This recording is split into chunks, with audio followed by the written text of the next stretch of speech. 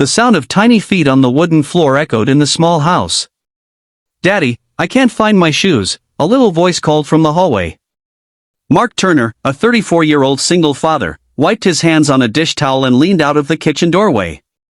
His brown hair was a little messy, his shirt slightly wrinkled, but his eyes carried a softness only a devoted parent could have.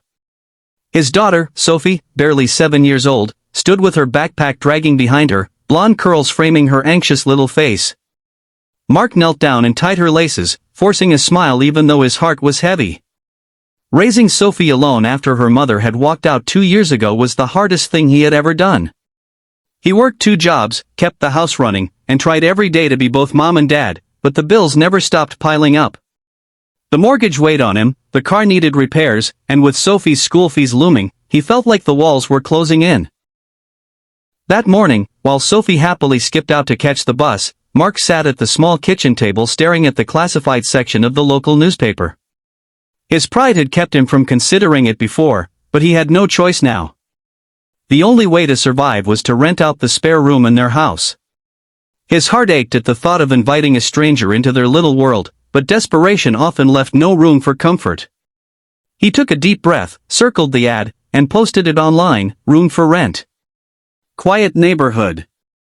Affordable price. He didn't know it then, but this decision would change not only his life but Sophie's too forever. The next day, he received a message. A college student named Emily Carter was looking for a safe, quiet place to stay near her university. She sounded polite and straightforward, asking only if the room was still available and if she could come see it. Mark hesitated for a moment, but then agreed. He needed the help, and her message carried a sense of sincerity that gave him hope. When she showed up at the door that evening, Mark was stunned. She wasn't what he had imagined. Emily looked barely 20, with long chestnut brown hair that framed her fair skin. Her clothes were simple, a gray hoodie, jeans, sneakers, but her posture carried a quiet grace. She smiled nervously as she introduced herself, and Mark noticed a flicker of something in her eyes, as though she had walked into his home carrying secrets she wasn't ready to share. Sophie peeked from behind her dad, studying the newcomer with curiosity. Emily bent down, smiled warmly, and said, "Hi, I'm Emily." "You must be Sophie." The little girl, shy but not unfriendly, nodded. "Do you like cartoons?" Emily asked softly. Sophie's face lit up, and within minutes, the two of them were sitting cross-legged on the living room rug, laughing over Sophie's drawing collection. Mark stood watching them, feeling a warmth in his chest that he hadn't felt in a long time. Something told him that maybe, just maybe, renting out the room wasn't such a bad idea after all. Days turned into weeks, and Emily blended into their lives almost seamlessly. She was quiet, respectful, and surprisingly helpful around the house. She cooked occasionally, folded laundry without being asked, and often helped Sophie with her homework when Mark was stuck late at work. But there was something else about her, something Mark couldn't quite place. She never spoke about her family, never mentioned where she came from, and while she always paid her rent on time, she carried herself like money was the least of her concerns. It was strange. Her eyes sometimes betrayed a sadness, as though she was running from something. What Mark didn't know was that Emily was the daughter of one of the wealthiest businessmen in the city. Her father, Charles Carter, owned hotels, real estate, and had investments scattered across the globe. Emily had grown up in luxury mansions, private schools, vacations overseas, but none of it ever made her feel loved. Her father was too busy, her mother too cold, and the family mansion often felt like a golden cage.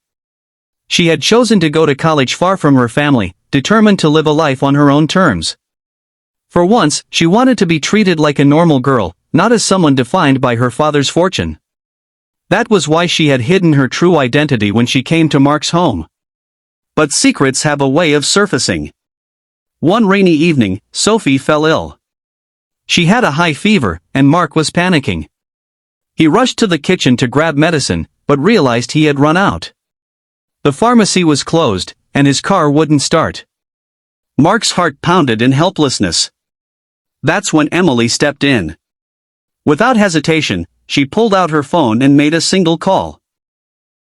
Within minutes, a black car arrived at their driveway, carrying a doctor and a nurse with a full medical kit. Mark stared in disbelief as they treated Sophie right there in the living room. After Sophie fell asleep, Emily turned to Mark, her eyes filled with guilt. "I never wanted you to find out like this," she whispered. "My father is Charles Carter." Mark was speechless. The name was everywhere, in newspapers, on billboards, in the very fabric of the city's business world.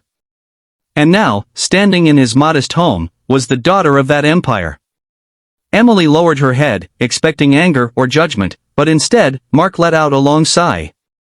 "Emily," he said softly, "you've been nothing but kind to me and Sophie. I don't care who your father is. You're welcome here, as long as you want to stay." From that moment on, their bond grew stronger. Emily's presence became a blessing in their lives. She taught Sophie piano, helped her with school projects, and even brought a sense of joy back into Mark's heart. Slowly, Emily began to see what real family felt like, not measured in wealth or status, but in love, laughter, and sacrifice. But challenges soon arose. Charles Carter discovered where Emily was living. Furious that his daughter was staying in a modest house with a struggling single father, he stormed into their lives, demanding she return home. He accused Mark of taking advantage of his daughter, of trying to benefit from her wealth. Mark stood tall, his voice steady but firm. "With all due respect, sir, I didn't even know who she was. I don't want your money. I just want what's best for her, and she deserves the freedom to live her life." Emily, trembling but determined, faced her father for the first time without fear. "Dad," she said, tears streaming down her face, "I don't care about the mansions or the money. I care about being around people who see me for who I am. Not what I'm worth. Mark and Sophie have given me more love in a few months than I've ever felt in our home." Her words broke through the steel walls of Charles's pride, and for the first time, he saw his daughter not as an heir, but as a young woman yearning for real connection. The days that followed weren't easy. There were arguments, compromises, and moments of doubt. But slowly, Charles softened. He began visiting Emily, spending time with Sophie, and even helping Mark fix the old car in the driveway. For the first time in years, Emily's world didn't feel divided. Months later, as Sophie blew out the candles on her 8th birthday cake, Emily stood beside Mark, holding his hand. The house was filled with laughter, warmth, and a sense of belonging that money could never buy. And though life would always come with challenges, one truth remained unshakable: family is not built on wealth or bloodlines, but on love, sacrifice, and kindness. Speech balloon friends, what would you have done if you were in Mark's place? Would you have trusted Emily, or pushed her away once you learned the truth? I'd love to hear your thoughts in the comments. Folded hands if this story touched your heart. Don't forget to like, share, and subscribe to my channel. Be kind always, because stories like this remind us that kindness can change lives.